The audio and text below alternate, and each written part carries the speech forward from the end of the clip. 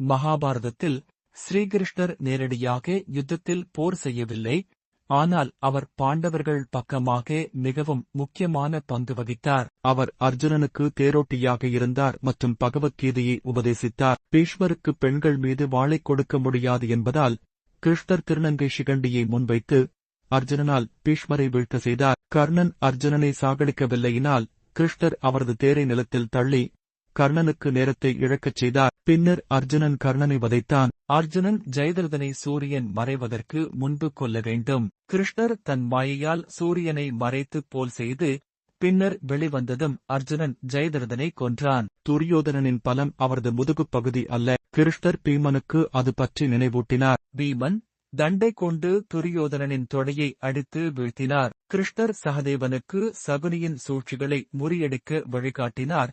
இதனால் சகுனி போரில் வீழ்ந்தான். கிருஷ்ணர் தன் நேரடி யுத்த திறனை பயன்படுத்தாமல் தனது யோசனை, நுண்ணறிவு மற்றும் தெய்வீக சக்திகளைக் கொண்டு மகாபாரத யுத்தத்தில் பாண்டவர்களுக்கு வெற்றியை அளித்தார்.